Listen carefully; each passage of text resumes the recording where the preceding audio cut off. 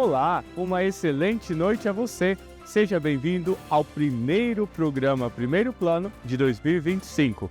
Hoje vamos explorar os acontecimentos mais importantes da semana, trazendo notícias para você ficar bem informado. Então prepare-se, pois o nosso programa Primeiro Plano está no ar.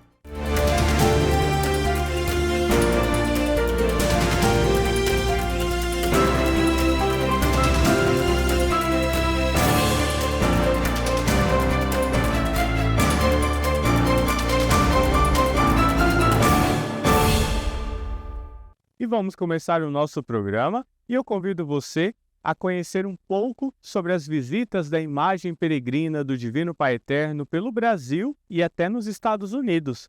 Quem vai contar para a gente como foi o ano e as visitas será a nossa repórter Daiane Rodrigues. Vamos acompanhar.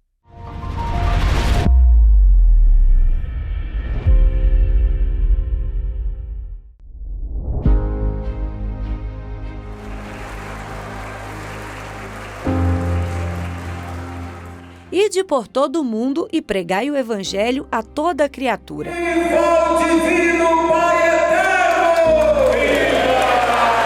Viva Jesus Cristo! No Evangelho de Marcos, capítulo 16, versículo 15, descobrimos a verdadeira missão dos cristãos: anunciar a boa nova. Para cumprir com o desejo de Jesus, os missionários redentoristas realizam a visita da imagem peregrina do Divino Pai Eterno, em um momento de comunhão espiritual que une comunidades em torno da fé. Sabemos das múltiplas realidades de fé, de amor que o povo vive aqui. São tantos milagres recebidos, tantas vidas transformadas. E o nosso desejo, de fato, é fazer com que essa devoção, este amor ao Pai Eterno, possa atravessar fronteiras e alcançar ainda mais corações. A visita da imagem peregrina transcende a simples presença física em diferentes locais. É um farol que ilumina as cidades visitadas com esperança e renova a chama da fé de cada filha e filho amado e garante um profundo sentimento de proximidade com o Pai. Nós, missionários redentoristas, temos a missão de fazer com que esta palavra do Pai Eterno alcance esses corações.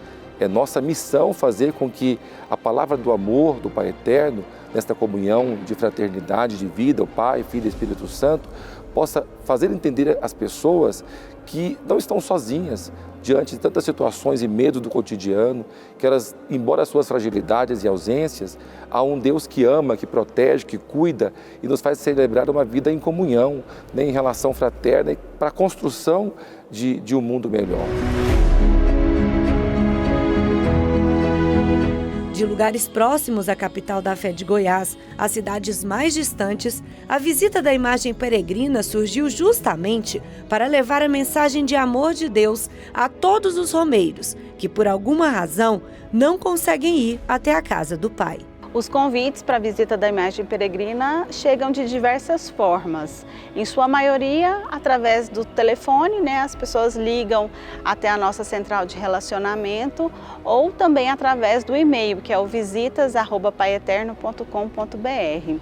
E também aqui no próprio santuário, onde elas se dirigem até a secretaria ou através dos padres. A gente, quando recebe esse convite, o primeiro passo é saber se há agenda. Então a gente conversa com os padres, verificando se há disponibilidades, porque os padres que celebram, que levam o Pai Eterno e levam a imagem peregrina até as outras cidades, também tem outras obrigações, também cuida de outras pastorais, então a gente verifica na agenda deles essa disponibilidade.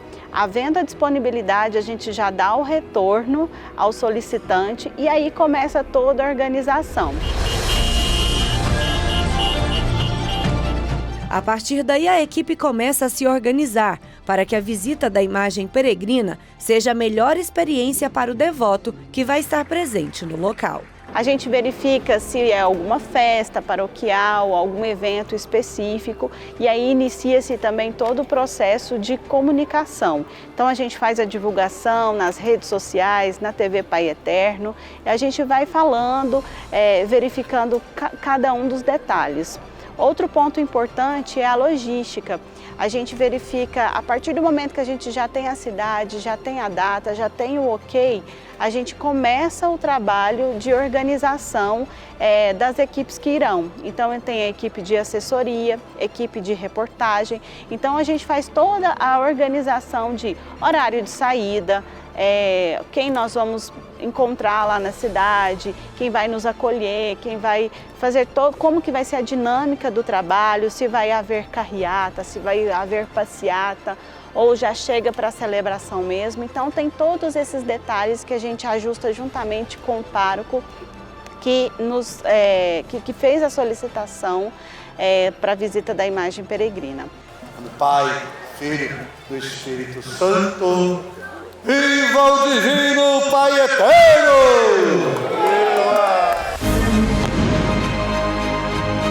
Todos os detalhes são pensados justamente porque a equipe sabe que por meio das celebrações, missas e festividades, a imagem do Divino Pai Eterno não apenas visita as diversas localidades, mas toca o coração dos fiéis.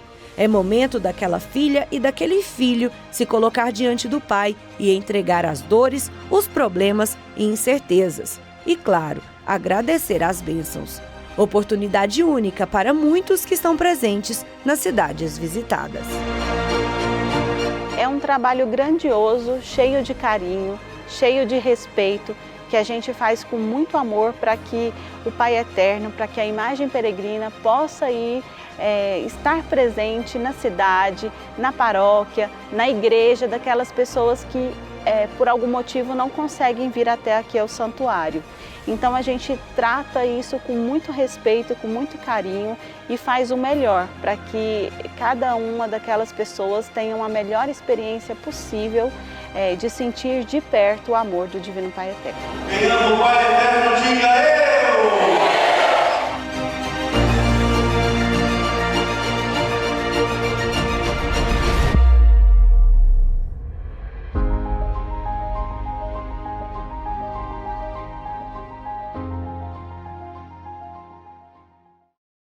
Como é emocionante ver a imagem do Divino Pai Eterno sendo acolhida pelos devotos em todos os lugares.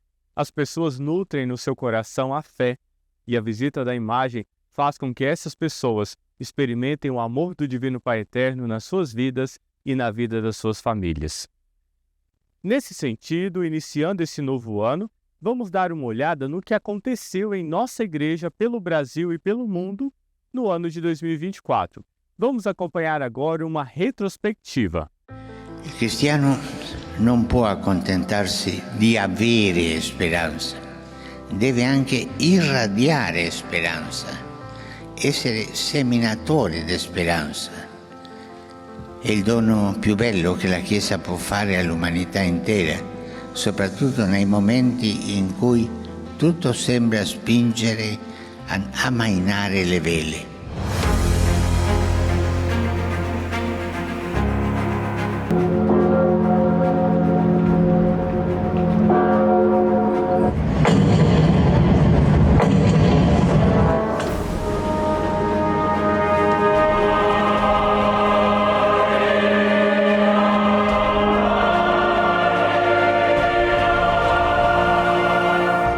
Quero, em nome do Senado Federal, saudar Sua Eminência, Dom Jaime Spengler, ao tempo em que lhe desejo êxito nas novas responsabilidades que assumirá daqui em diante.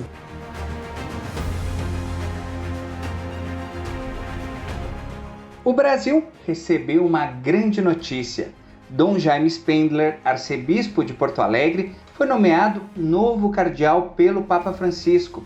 Com essa nomeação, o presidente da Conferência Nacional dos Bispos do Brasil se torna uma figura importante na Igreja Católica, assumindo uma responsabilidade ainda maior no cuidado pastoral e na orientação da fé não só no Brasil, mas também no mundo. Agora, nosso país passa a ter 8 cardeais, sendo 7 com direito a voto em um futuro conclave. Caminhemos juntos na comunhão, a fim de que possamos promover já entre nós o reino de Deus e a sua justiça. muito obrigado, em primeiro lugar, sim, novamente ao Santo Padre, mas um obrigado também à proximidade e à fraternidade de cada irmão e de cada irmã. Deus a todos abençoe.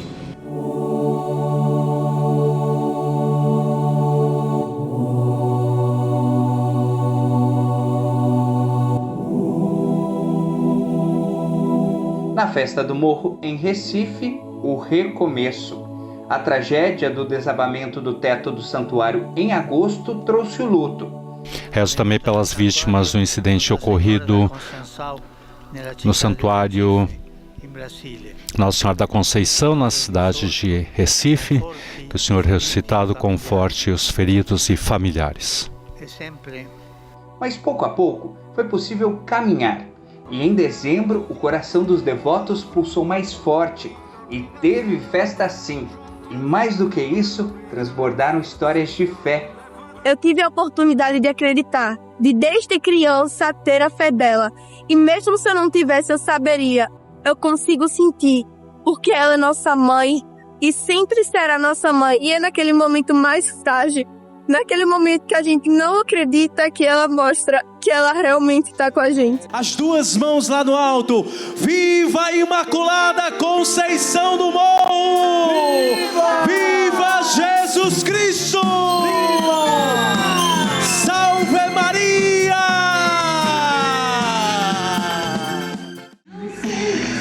Subiu, assim o céu desceu. Só sei que está cheio de anjo de Deus, porque o próprio Deus está aqui. Em Belém, o Círio de Nazaré representou mais do que uma procissão. Foi um ato de fé pura, onde cada passo dado foi uma oração de agradecimento e súplica. Neste ano, a multidão se uniu não apenas em uma devoção, mas também em um só coração, pedindo proteção e força para o Brasil.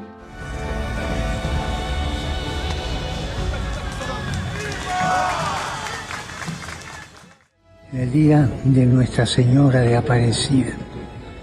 Quiero saludarlos y estar cerca de ustedes. Mãe Aparecida, Mãe Aparecida. Na terra da padroeira do Brasil, o 12 de outubro foi marcado pela fé dos devotos que peregrinaram até Aparecida. Assim como o rio do encontro da pequenina imagem em terracota, cada devoto que passou pelo santuário seguiu seu curso sem hesitar, carregando nas águas a promessa de renovação. Dá vontade de nem ir embora, ficar aqui, mas se Deus quiser, ano que vem estaremos aqui de novo, né? Eu, minha mãe que viemos ali, né? Veio várias pessoas, todo ano tem a romaria de lá, de Mesquita para cá, e a gente vai estar aqui de novo, se Deus quiser. Acolhei-nos como peregrinos da esperança.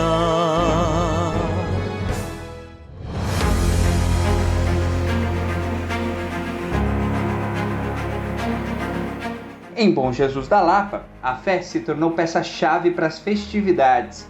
Aqueles que caminharam até o santuário tinham a certeza que estavam em busca de mais do que bênçãos, mas de um encontro com o divino. Minha filha tem 11 anos, vai fazer 12 anos agora em dezembro. Desde quando ela saiu do hospital, que ela paga a promessa dela. Eu perdi meu pai há 8 anos e ele era apaixonado por isso aqui, sabe? A gente é devoto e aí você vem acompanhando e não tem como a emoção não tomar conta. Viva o bom Jesus da Lapa! Viva, Viva os romeiros e romeiras!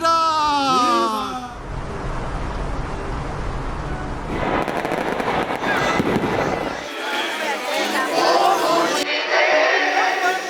E a fé também fez parte da maior festa do Centro-Oeste brasileiro, seja a pé, de carro de boi, bicicleta, ônibus ou carro.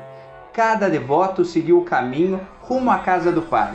São incontáveis histórias de fé que encontraram no aconchego da casa do Pai a esperança por dias melhores. Minha esposa engravidou do meu primeiro filho, ela quase faleceu, mas ele também, né? Que se salvasse os dois, Eu ia vir todo ano de a pé. Tá fazendo 7 anos, vai fazer 8 agora. Davi o nome dele. A voz, a nossa oração. Do divino Pai eterno, Pai nosso que estais no céu. Deus Pai Todo-Poderoso. O divino Pai eterno é força, é amor, é misericórdia. Viva o divino Pai eterno!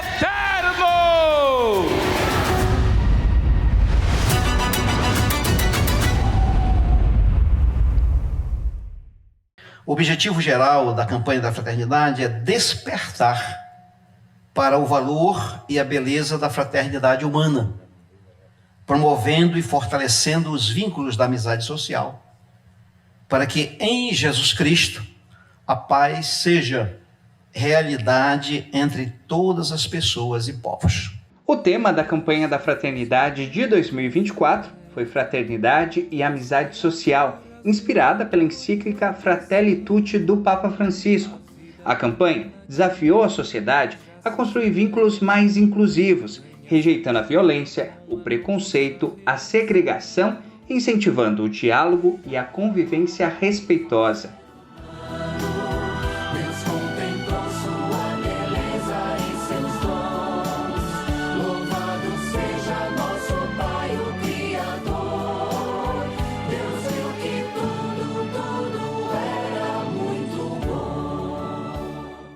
Sobre cómo la forma de alimentarnos, de consumir, de desplazarnos, o el uso que hacemos del agua, de la energía y de los plásticos y de tantos bienes materiales son a menudo perjudiciales para la tierra. E guiada também pelos ensinamentos do Papa Francisco na Laudato Si, a Igreja se manteve engajada na luta contra as mudanças climáticas e na promoção da justiça social. Por eso quieren cambiar lo que ellos van a heredar, en un tiempo en que ya nosotros no estaremos.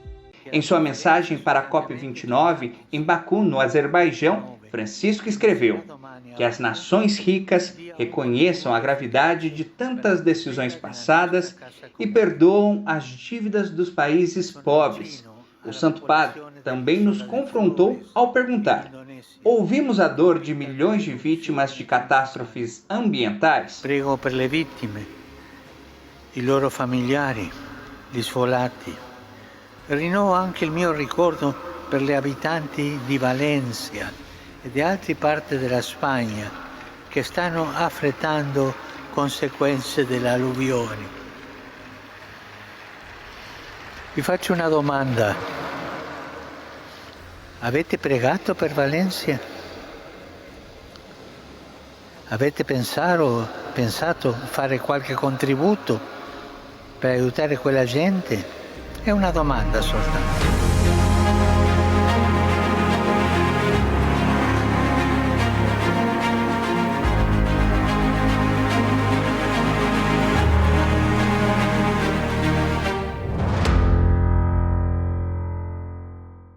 O Papa Francisco tem falado muito sobre a importância de rezarmos pela paz.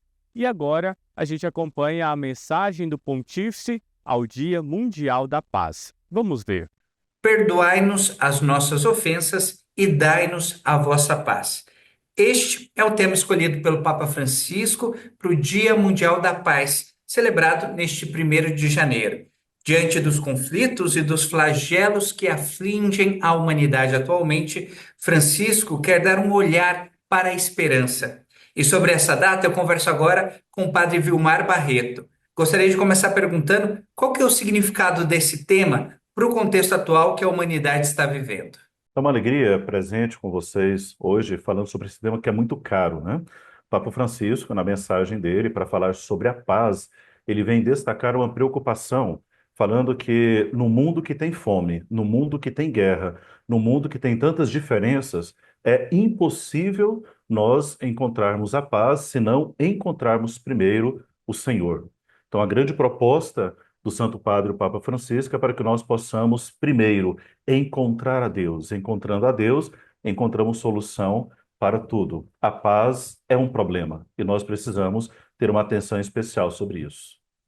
E padre, quem está em casa pode estar pensando assim, os conflitos armados, eles estão longe daqui do Brasil, né? A gente fala da realidade de Israel e Palestina, da Ucrânia e da Rússia, mas como cada cristão pode contribuir para esse contexto de paz dentro da sua realidade?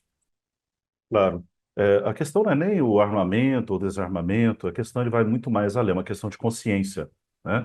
Porque se nós temos consciência, não precisaríamos ter tantos entraves políticos, econômicos, e que entra nessa questão, inclusive, de como o Papa Francisco vai falar, um desarmamento do próprio coração, que é o que ele vai colocar em pauta, né? É muito importante que, enquanto cristãos, nós tenhamos esta consciência. O que eu preciso fazer a partir da minha casa para que eu possa levar a paz? Uma família que vive na paz, ele também vai transbordar a paz. Ele vai levar isso para a comunidade igreja, ele vai levar isso para a comunidade sociedade, ele vai levar isso para a comunidade trabalho, faculdade, estudo, enfim. Então, é preciso reencontrar a paz dentro de si, e somente com Cristo. Até mesmo porque o grande problema do mundo não é financeiro, não é econômico, não são as guerras, não são a fome, é a falta de fé. A falta de fé leva o homem a não ter esperança, que também é uma pauta do Papa Francisco sobre o assunto. Queria pegar esse gancho que o senhor falou de pauta do Papa Francisco, né? Sempre está em pauta a questão da paz. O Papa Francisco sempre reitera, né, que os conflitos não levam a lugar algum e que é preciso, né, que a paz reine. De que maneira a Igreja tem contribuído com a paz a nível mundial? Então, a iniciativa dessa ação do Dia pela Paz já é uma forma prática e concreta. Isso começa 58 anos atrás com o Papa Paulo VI, quando tinha uma grande guerra, né? E essa guerra estava envolvida ali, chamada Guerra Fria, né? Onde que não necessariamente você tinha uma luta armada, mas era uma luta de muitas concessões e de muitos bloqueios econômicos, e isso trazia para o mundo uma ferida muito grande, que era a fome e a desigualdade. Então, a igreja tem que lutar diante disso, né? Aqui não é a luta do rico, isso é importantíssimo falar, não é a luta do rico contra o pobre socialmente, pelo contrário, é a grande união de todas as classes para mostrar que nós queremos, a partir de uma forma ativa, efetiva, acabar com aquilo que não promove a paz, que é toda forma de injustiça. Toda desigualdade injusta e desonesta, ela vai realmente contribuir para a guerra. Assim não tem paz. Então, de forma prática, o que nós cristãos nós devemos fazer? Eu já havia dito, mas eu reforço agora. Enquanto igreja, a igreja está fazendo isso. Precisamos conscientizar a necessidade de um retorno para Deus. Sem Deus, sem voltar para aquilo que é próprio da Santa Igreja, não encontraremos a paz. É impossível encontrar a paz sem Deus. Sem Deus encontramos guerra. Sem Deus encontramos apenas as lutas, mas é algo muito vazio. A gente tem que lutar contra o pecado e não contra pessoas. E padre, para a gente finalizar, né, quais são os grandes desafios para que a paz possa existir no mundo todo? O Papa Francisco, ele vai tratar sobre isso. Ele vai dizer que ele vai colocar 3 questões. Eu gostaria muito de falar, porque o Papa Francisco está tendo essa motivação do Espírito Santo para isso, né? Então ele vai colocar 3 situações. A primeira situação, ele diz que é preciso que os países ricos possam olhar para os países pobres e fazer o possível para ter uma boa negociação com eles. Isso gera também guerra, isso gera fome, gera um desespero econômico. Depois, um respeito à dignidade humana. Não adianta salvar o mundo inteiro, é preciso sim cuidar do que ele chama de ecologia, é preciso cuidar dessa teologia ecológica tão falada, mas se eu não cuido do ser humano, quem é que vai ser o privilegiado com tudo isso? Então, precisamos cuidar da vida, dignidade humana. E, em terceiro, é preciso fazer sim um fomento para a eliminação da fome. Os países unirem para que elimine toda e qualquer tipo de fome. Inclusive, nós poderíamos falar de uma fome existencial, né?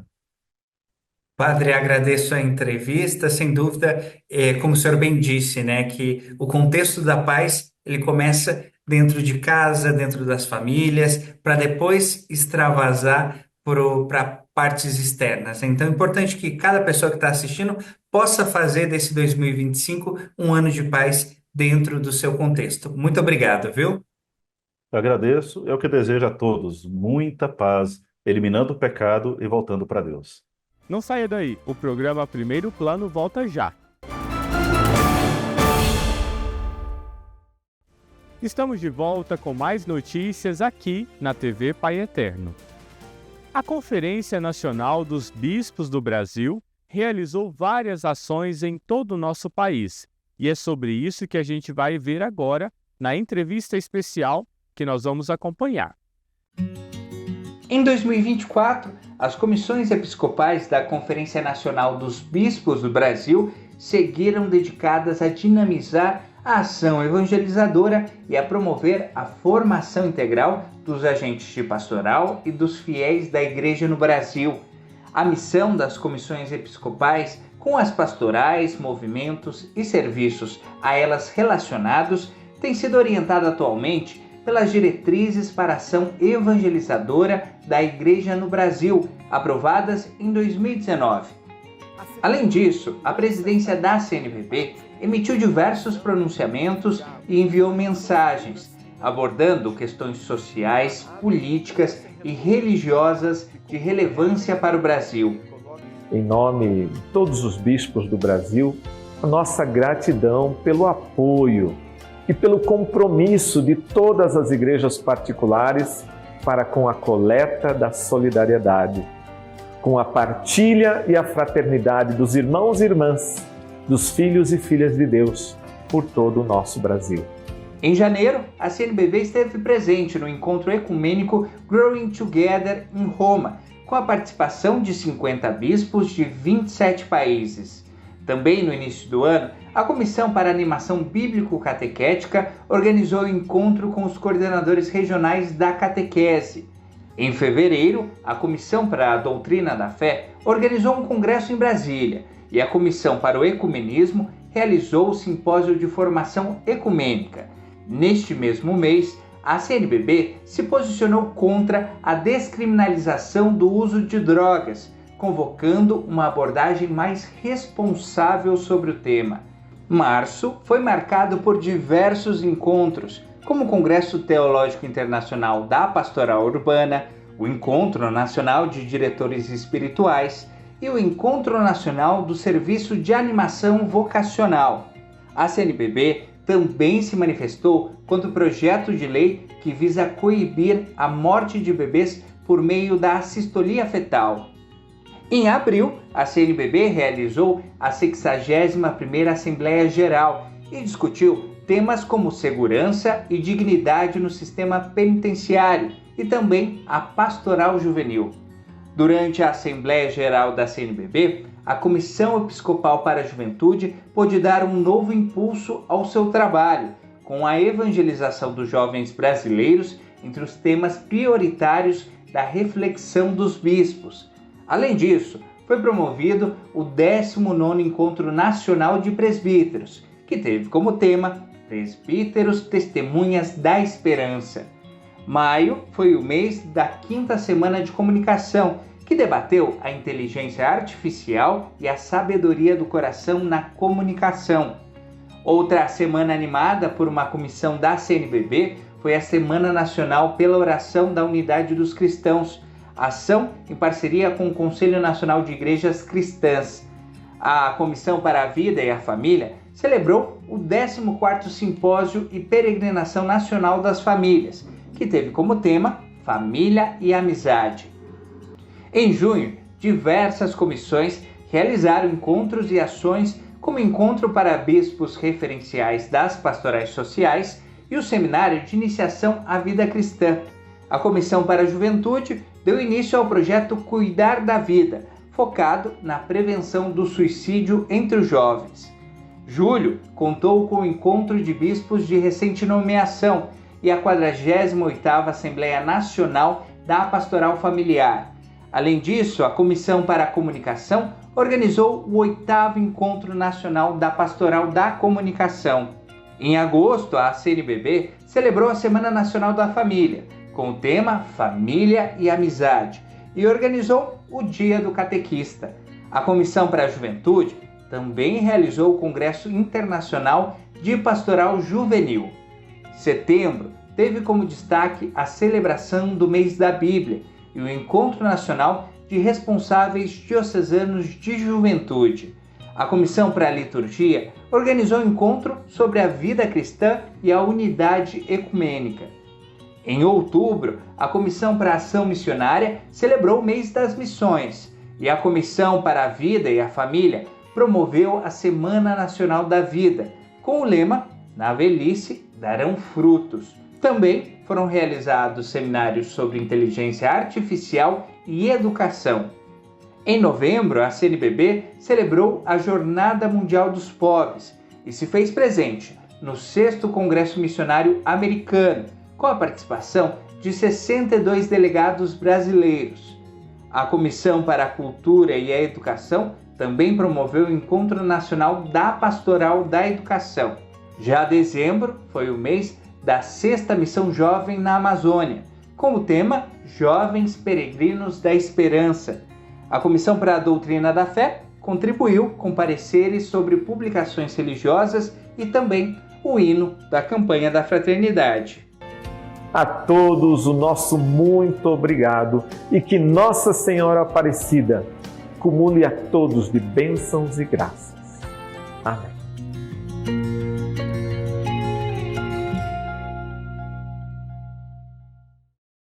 As relíquias dos santos possuem um valor especial para os católicos.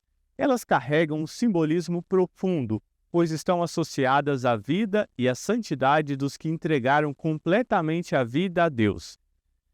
Agora, a gente acompanha uma reportagem da Ana Luísa Abreu, que fala o que são as relíquias e como deve ser a nossa devoção a elas.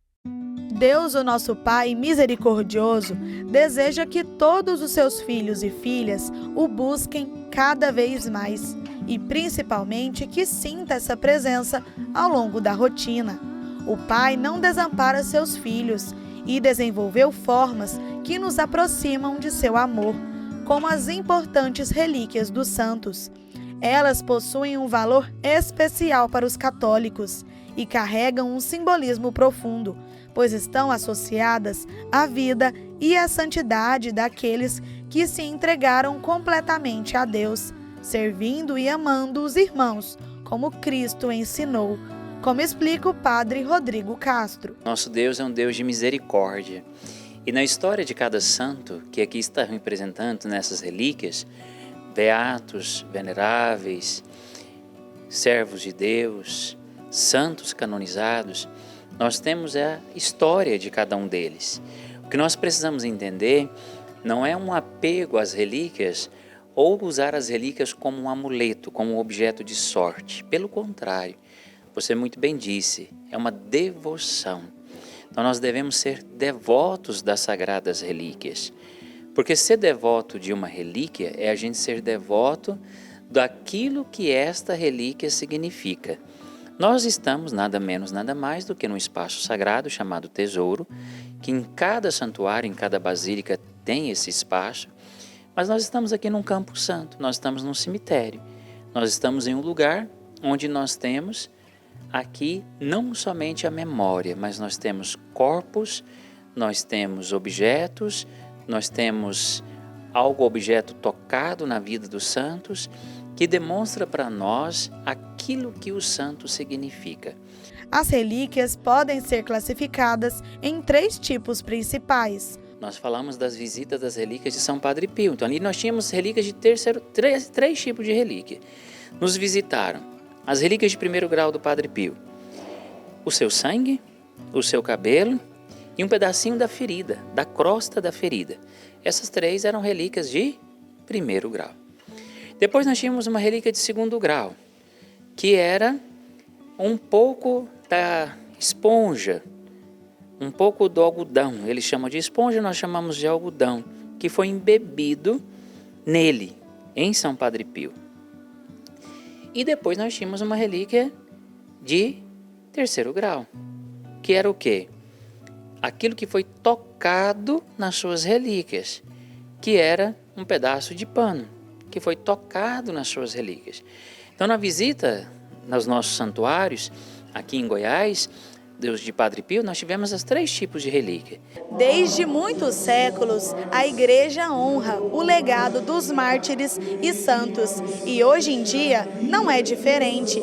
Através das relíquias, a fé de muitas pessoas se torna mais fortalecida para passar por diversas situações do dia a dia, além de ajudar a enxergar o testemunho vivo de amor e compromisso dos santos ao nosso Deus.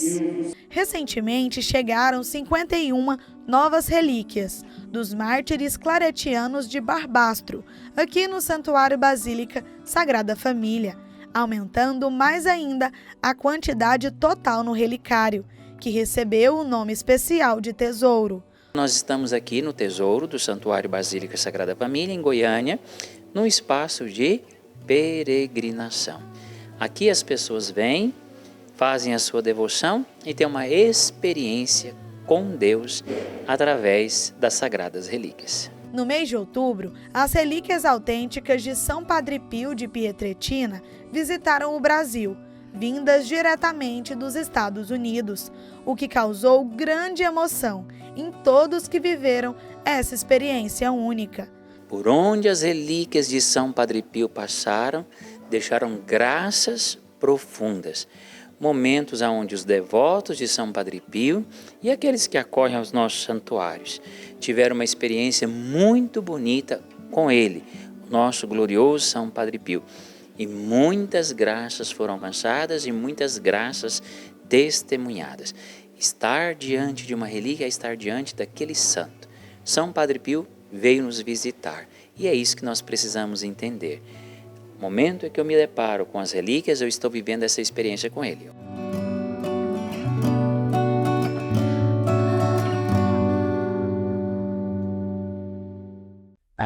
Agora vamos falar sobre a Folia Aparecidense, uma manifestação religiosa cheia de fé e tradição no estado de Goiás, com cantorias, rezas e personagens mascarados. Mais de 100 participantes percorrem as ruas celebrando a Folia de Reis. O Alan Ribeiro traz todos os detalhes dessa expressão cultural e religiosa da igreja. Vamos ver. Que cada casa seja abençoada por essa folia e que, sobretudo, esses foliões também recebam, por meio dessa tarefa, a graça da vossa bênção e da vossa proteção. É o que nós vos pedimos, em nome de Jesus, vosso Filho, que convosco vive e reina na unidade do Espírito Santo. Amém. Em um país de culturas ricas e diversas, uma tradição encanta gerações, a Folia de Reis. 25 de dezembro, quando o galo deu sinal que nasceu o menino Deus. A Folia de Reis é uma tradição popular brasileira que comemora a visita dos 3 reis magos ao menino Jesus. Em Aparecida de Goiânia, Goiás, a tradição é mantida. Pelas casas, os foliões vão tecendo a tradição. Mais de 100 participantes celebram o festejo. Costume que vai passando de pai para filho.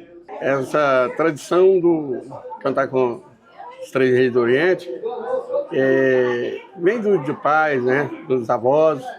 Eu, já quando entendia por dentro, já andava com meu pai, né, na folia. Às vezes eu queria cantar, às vezes dava uma desafinada, né? E segui com ele, né? Todo esse tempo. Ele era embaixador titular aqui de Aparecida de Goiânia, né? E eu já era quando ele não estava, eu já fazia, né?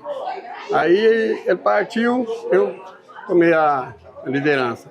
Os foliões entram nas casas daquelas pessoas que aceitam receber a bandeira de Santos Reis. O ato representa a bênção dos Santos Reis para a família anfitriã. Tudo isso é coordenado pelo embaixador da folia. E a manifestação recria justamente a jornada dos Reis Magos. Simula, tenta fazer o mais perfeito possível, né? Para simular um pouco do trajeto dos 3 reis do Oriente. Foi desse jeito, né? E enquanto passar nas casas, é a tradição, né? Porque onde na realidade, os 3 reis, eles não passavam em casa. Ali eles levavam a bênção por onde eles passavam, né? Que era para tomar uma água, um almoço, uma janta. Então, nós já segue passando em casa, porque foi virando tradição. As pessoas foram gostando, um pedir, né? Quando começou a folia, que foi criada em Portugal, né? E a fé é elemento essencial na caminhada. Estou aqui hoje para abençoar a saída da folia, especialmente nesse tempo do Advento, que nos preparamos para o Natal. As tradições populares ainda permanecem vivas em meio às dificuldades da grande cidade. Então, um pequeno grupo que se esforça todos os anos para fazer aquele percurso, rememorando aquilo que os reis magos fizeram, saíram procurando o menino Jesus. Então, por meio de orações, de cantorias, as tradições vão vivenciando essa experiência de encontrar-se com Jesus. É um meio simples, popular da nossa gente de viver a sua fé. Tradição que também traz a devoção ao Divino Pai Eterno. Sou filha de folião, neto, bisneto, folião, minha família foi vindo de uma família que mexia com folia e cateira. Agora, a folia, decidi mexer com a folia, porque, assim, voto, porque eu fiz um voto com um filho meu, e foi válido, e falei que enquanto eu tiver vida, eu ia tirar a folia. Eu ia tirar a folia de Santos Reis. E foi o voto mais bem feito da vida. Em cada passo, um pedaço de história. Em cada recorte, a esperança renovada. A Folia de Reis é a celebração que une o passado e o presente com alegria e devoção. Em nome do Pai, do Filho e do Espírito Santo. Amém. Viva a Folia! Viva! Não saia daí, o programa Primeiro Plano volta já. Estamos de volta para levar até você notícias em primeiro plano aqui na TV Pai Eterno. Deixa eu te perguntar uma coisa. Aí em casa, você come mal? É daquelas pessoas que não se preocupa com as calorias, os nutrientes ou leva a sério a questão da alimentação? Pois a Organização Mundial de Saúde definiu novos parâmetros para uma dieta mais equilibrada. E nesse assunto, a qualidade nem sempre está ligada ao alto preço. Vamos entender melhor na reportagem preparada pelo Alex Rodrigues. Adequação, equilíbrio, moderação e diversidade.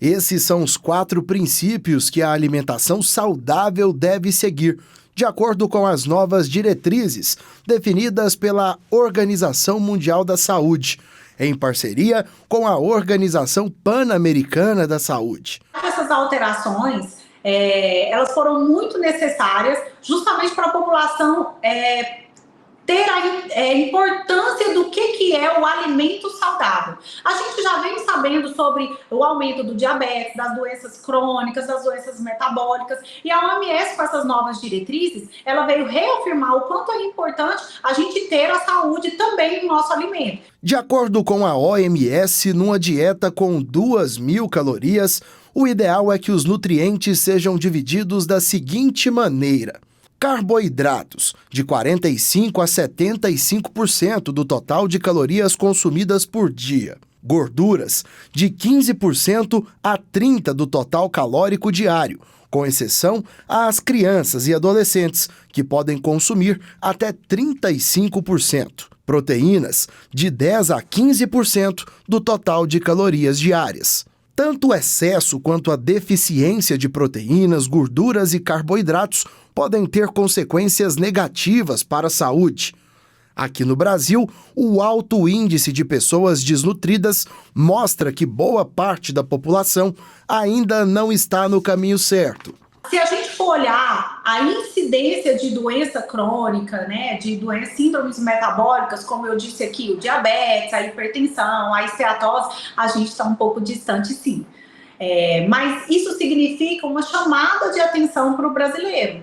Então, a gente sabe que o diabetes, o ano passado, ele aumentou 30% aqui no nosso estado. Isso significa que o diabetes ele é uma doença relacionada, inclusive, com esse carboidrato. E não é o carboidrato integral, é o carboidrato refinado, são os doces, né, as farinhas brancas. Então a gente precisa trazer isso para a nossa realidade o quanto antes, para que a gente mude a realidade de agora, que não está boa, o quanto antes. E quando se fala numa alimentação melhor, muitas das vezes pensamos logo no preço de alguns alimentos. E nesse momento, aqui no Brasil, por exemplo, alimentos básicos como arroz, feijão e a própria carne bovina estão em alta. Mas se pararmos para analisar, alguns outros produtos, legumes, vegetais, verduras e frutas têm o preço do quilo muito mais acessível que o do arroz, da carne e do feijão e nos proporcionam uma alimentação muito mais saudável. Um exemplo é que com o preço de 1 quilo de carne de primeira, é possível comprar cerca de 8 quilos de verduras variadas. A gente acha que o grão integral ele está presente apenas naquele industrializado que tem um custo maior, e não é verdade, né? As diretrizes elas mostram que as frutas, as verduras e as leguminosas elas entram nesses cereais, né? Então, fazer uma feira, aquele famoso, né, descasque mais e desembale menos, entra nisso também. Então, a gente pode optar por alimento mais natural. E tem algumas estratégias aí, de você olhar, de você ir na feira num momento mais tarde um pouquinho, de você pegar um preço melhor aí, aproveitar, né, o alimento da época, né, a fruta, a verdura da época, né, ter uma hortinha em casa. Ou seja, esses alimentos fazem parte da recomendação de carboidratos, que eu falei aqui, né, que a diretriz da OMS agora já alterou. Agora eu tenho um convite especial para você. Toda a obra de evangelização daqui do Santuário do Divino Pai Eterno acontece graças ao seu apoio. Muitas pessoas recebem o amor do Pai Eterno através das mensagens que são difundidas através da TV Pai Eterno, dos trabalhos sociais, dos meios de comunicação e também das evangelizações que acontecem aqui no santuário. E tudo isso acontece graças à sua colaboração. Se você já faz parte dessa obra de amor, muito obrigado. Se você ainda não faz parte, faça contato conosco, entre em contato neste número que aparece na tela e seja um devoto evangelizador. Juntos, nós seguimos o nosso projeto de evangelizar o Brasil e de transformar muitas vidas, levando o amor do Pai Eterno a muitas famílias. Entre tantos costumes que embalam as festas de final de ano, a queima de fogos de artifício é uma das atrações que chamam bastante atenção neste período. Mas é importante que a nossa atenção esteja voltada também para evitar os acidentes com fogos de artifício. A Ana Luísa vai nos contar alguns cuidados importantes para o uso dos fogos. Vamos ver. O Aislan ama uma diversão e nas festas de fim de ano sempre garante aquele elemento com cores vibrantes e brilhante que faz um barulhão no céu. É um hábito, todo ano eu estou aqui na loja, tem cerca de 10 a 15 anos que eu compro sempre no pessoal aqui da Fogos Nucleares, então é hábito da gente. Todos final de ano estamos aqui e, claro, comprando com antecedência, porque se deixar para a semana não acha os fogos os bons, né? Além de chegar aqui, estamos uma fila imensa para comprar. Essa loja no centro-oeste do Brasil trabalha com esse segmento há décadas e nessa época vê as vendas aumentarem bastante. A venda de fogos de janeiro a junho é um período, dá um intervalo, vende bem. Quando é no mês de junho, as vendas aumentam. Quando na final de ano, aí as vendas... Existem formas corretas de manusear esses fogos de artifícios. Por ser muito popular, o Corpo de Bombeiros de Goiás preparou dicas valiosas e que fazem a diferença nesse período. O Corpo de Bombeiros do Estado de Goiás, bem como outras corporações, tem a expertise de recomendar que esse artefato não seja acionado diretamente, pegado diretamente na base de apoio, e sim que, por regra, utilizamos no mínimo 3 artefatos, né? 3 artefatos, que os pavios não sejam coincidentes, né? Que os pavios não sejam coincidentes. Então a gente gira aqui, de forma que esse pavio, uma fagulha desse pavio, não acione os demais pavios, né? essa é uma forma segura e que o prolongamento e o direcionamento seja para cima e não seja voltado para telhados ou redes elétricas. Passar a virada em grande estilo é o que a maioria das pessoas deseja, mas o que muita gente não sabe são os perigos por trás desse tipo de objeto pirotécnico, principalmente com os cuidados errados. Os acidentes mais comuns com artefatos pirotécnicos são a amputação e as queimaduras, que vai de primeiro, segundo até terceiro grau. Recomenda-se que se faça as medidas de primeiros socorros, né? É muito comum em queimaduras as pessoas quererem colocar algum tipo de produto sobre a queimadura. A gente recomenda que só utilize água, ligue nos operadores de segurança, o telefone do bombeiro é 193. Se o bombeiro tiver uma demanda reprimida nesse momento, ligue 192. Procure o socorro intra-hospitalar. As medidas de primeiro socorro são homeostase da queimadura, ventilação da vítima, né? E tentar manter a consciência e evitar o rebaixamento do Glasgow. É muito comum a explosão do artefato na face da pessoa e na mão do operador do artefato. É por isso que a cautela nunca é demais. Fogos é uma coisa muito espetacular, mas é muito perigoso também. Tem que tomar muito cuidado, uma precaução muito grande. A forma de manusear da gente lá é uma forma de, como eu faço todo ano, toma maior cuidado. Inclusive, eu até compro pavios, eu compro metros de pavio exatamente para já arriscar de longe, para nem chegar perto dos fogos. Eu monto direitinho, passo o pavio, ligo ali e sai de perto. Por causar incômodo e desconforto no momento da explosão para as pessoas mais sensíveis, hoje no mercado foi desenvolvido uma opção de fogos chamado de baixo ruído. As indústrias inovaram muito nesse procedimento e com tecnologia todinha. Hoje, os barulhos de fogos hoje é menos de 100 decibéis e tem o baixo ruído também, hoje também já está entrando no mercado também. Esses objetos devem ser comprados somente em lojas especializadas e jamais de fabricação caseira.